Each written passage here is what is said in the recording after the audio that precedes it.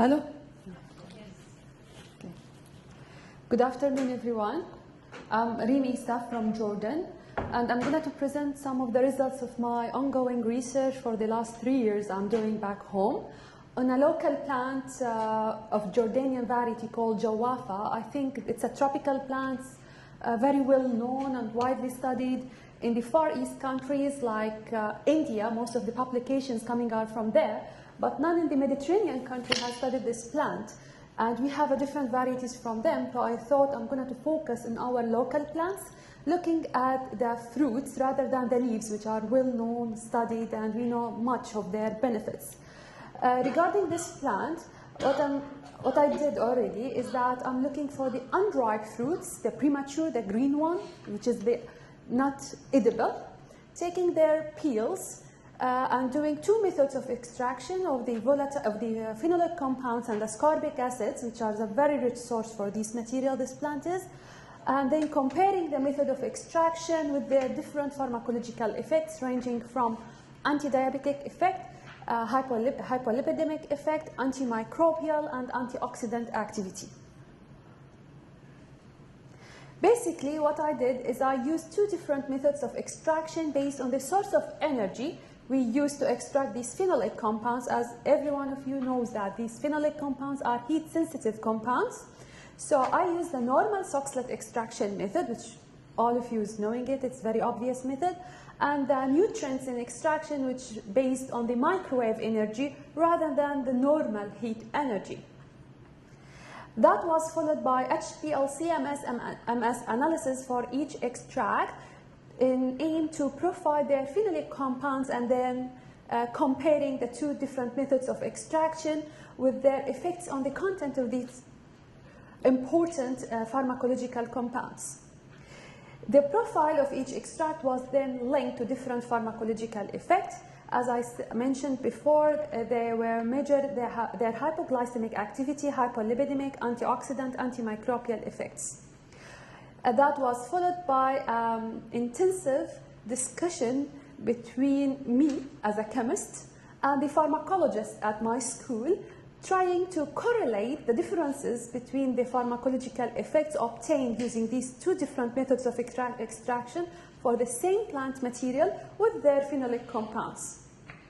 So in comparison, I can tell you that the conventional soxhlet method is really much less effective than the microwave integrated soxhlet method. As you can see, this is a homemade microwave where I just made a hole in the roof of the microwave oven, and I put the soxhlet inside the microwave oven where my plant material is at the bottom of the soxhlet, and they were exposed to microwave radiation as a source of heat, rather than the normal soxhlet, which is exposed to the hot plate as a source of heating for extraction.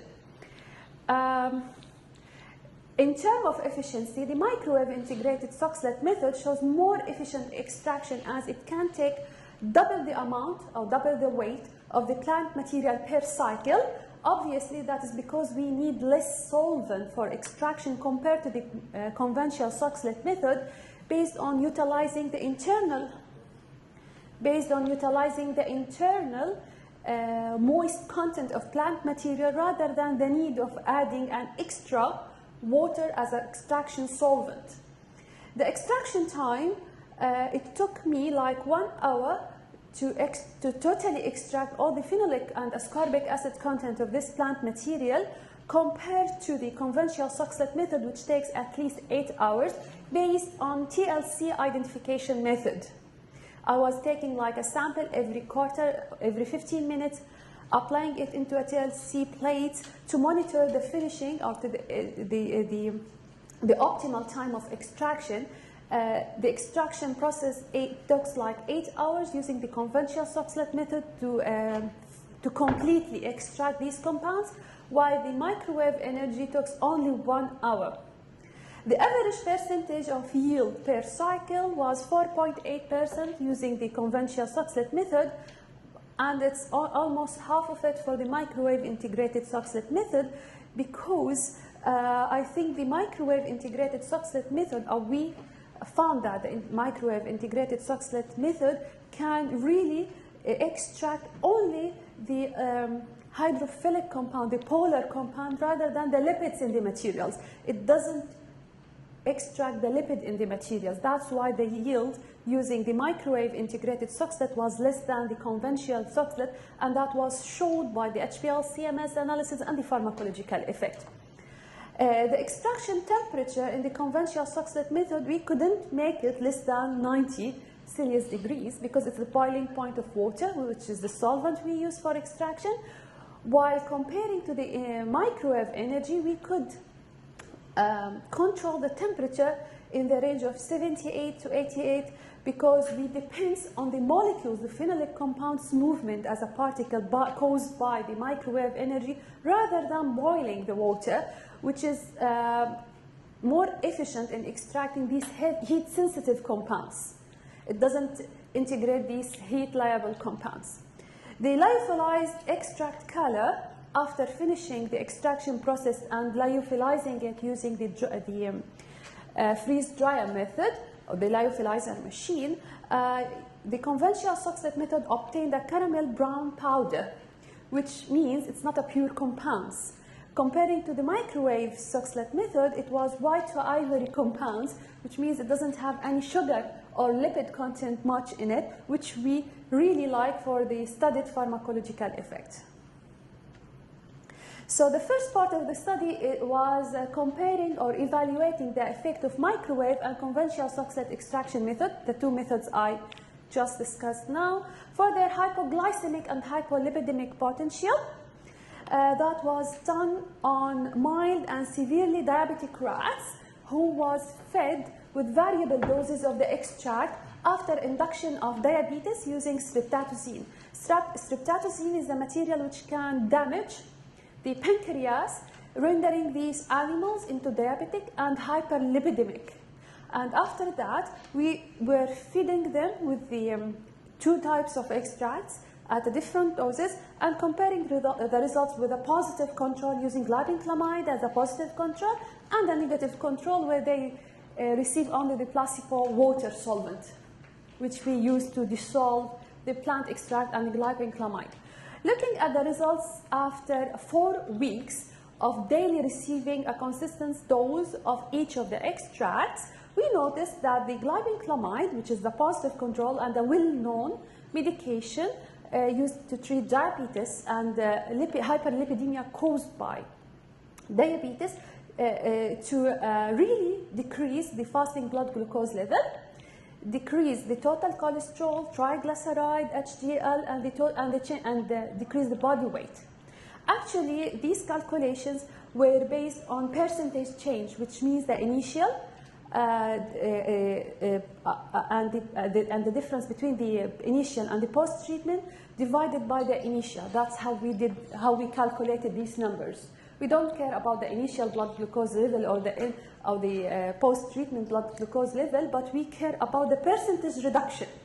So if we compare the microwave extract at 200 and 400 with the soxhlet extract 200, 400 milligram per kilogram to the glibenclamide, we'll find that in fasting blood glucose level, the microwave extract at 400 milligram is more effective than the soxhlet extract, which actually, in the contrary, the soxhlet extract raised the fasting blood glucose level, where the microwave extract managed to reduce the fasting blood glucose level as what the glibenclamide did, but it was less efficient than the glibenclamide.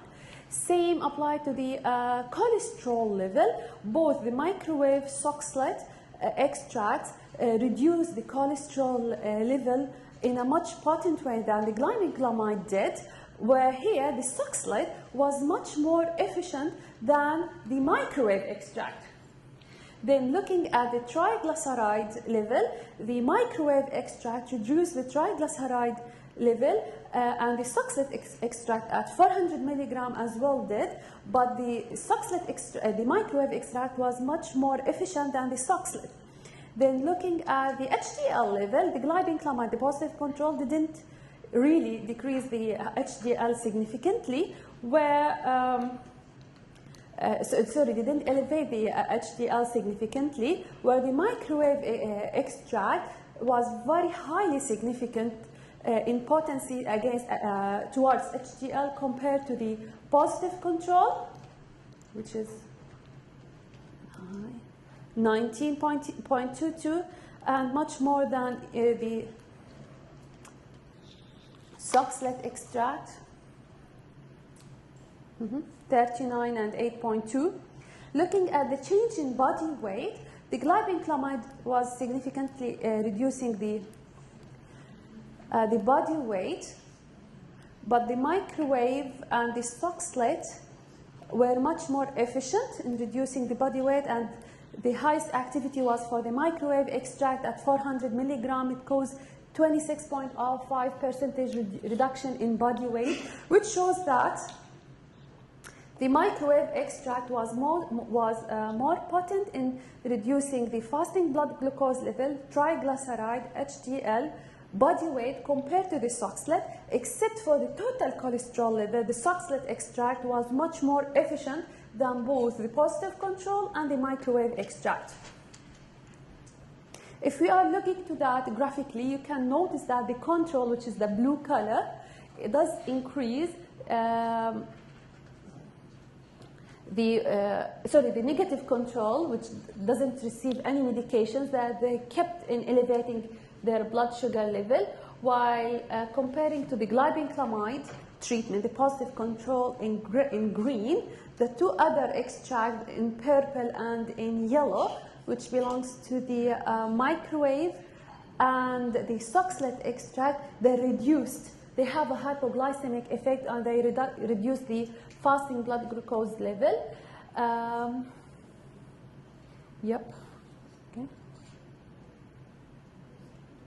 Total cholesterol has been reduced as well using both extract compared to the glibenclamide, who was like negative control as well. So they are more potent than the glibenclamide in reduction of total cholesterol level, and the highest efficiency was for the conventional soxhlet rather than for the microwave soxhlet extraction method.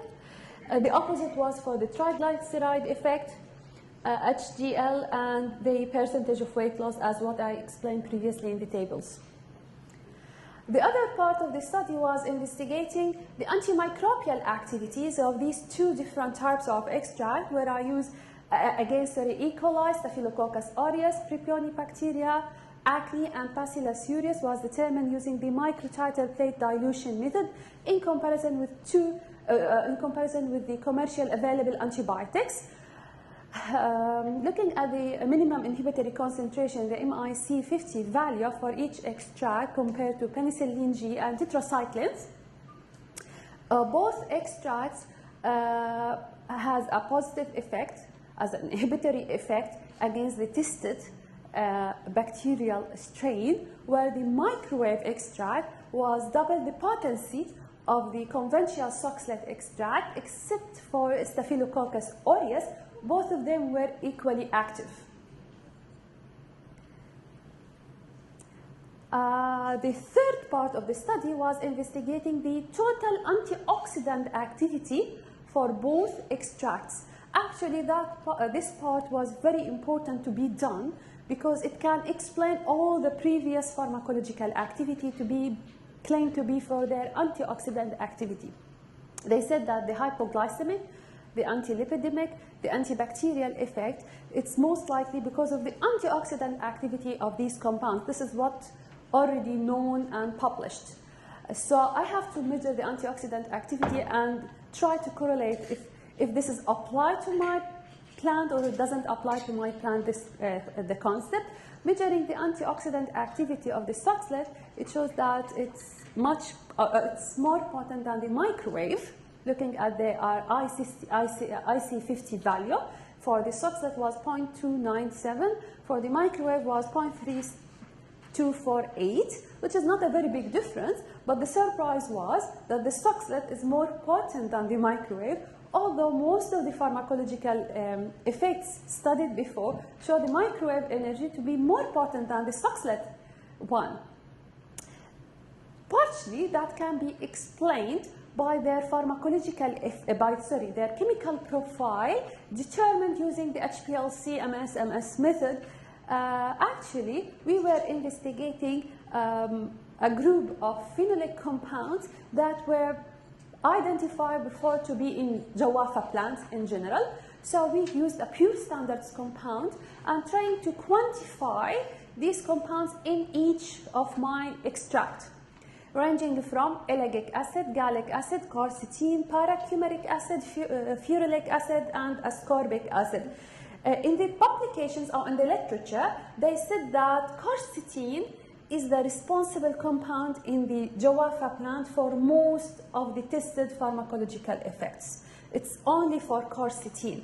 But on the contrary, I found a range of most very important other phenolic compounds rather than quercetin alone to be responsible for this pharmacological effect. So if you look at the differences between the two methods of extraction, comparing their relative content of different phenolic compounds, 6 compounds were found in the conventional soxhlet method, which wasn't, and only 4 compounds were found in the microwave. 2 of them were missed in the microwave extraction method, which is very important ones like ellagic acid and ferulic acids that may contribute to the antioxidant activity we found in the conventional soxhlet method to be superior to the microwave integrated method. But what is the explanation for the superior pharmacological effect of the microwave over the conventional soxhlet method then? It was found that the relative composition and the highest absolute content of each compound in each extract, that the microwave method was able to extract much more total phenolic compounds. It's about 5 times its content in the conventional method. The total phenolic compound in the soxhlet method was 39.2 milligram per kilogram, while in the microwave method it was 199.1 milligram per kilogram.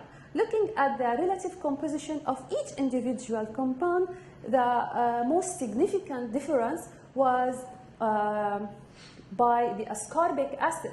Ascorbic acid was around 10 times its content in the microwave energy compared to the soxhlet method. In the soxhlet method, we obtained only 1.6 milligram per kilogram of ascorbic acid, while in the microwave energy, it was microwave method, it was 169, which is almost 85% of its total content, and that could be the cause for the significant differences between their pharmacological effect. It's not only the antioxidant activity, it could be the relative content between the 2 types of extracts rather than the type of the compounds alone.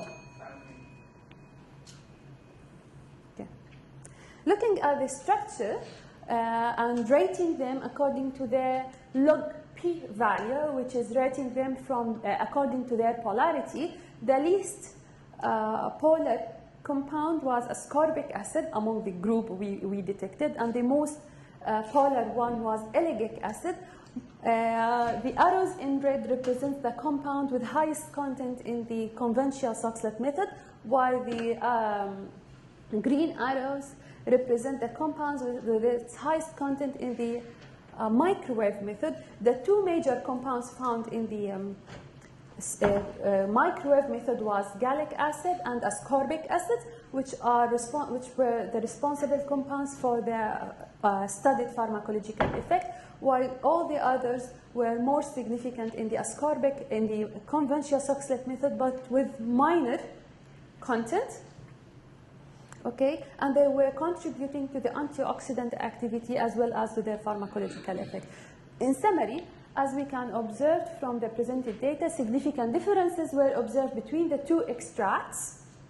The hypoglycemic, hypolipidemic, antioxidants, and antimicrobial activity does not necessarily correlate with high amount of phenolics.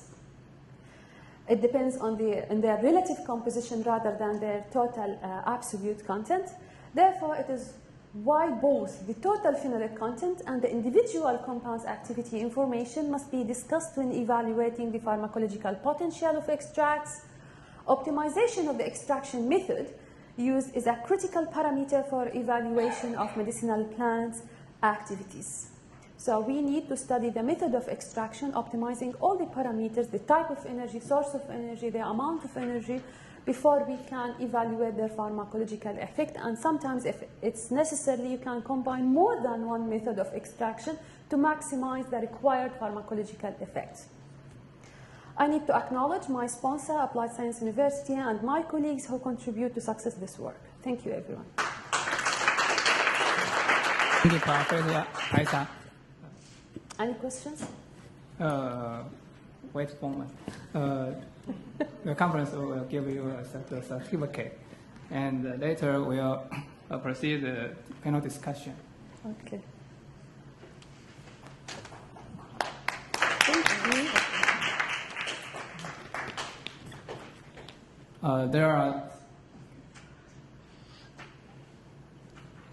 There are 7 minutes left in our panel discussion, so maybe we allow 2 Q&A.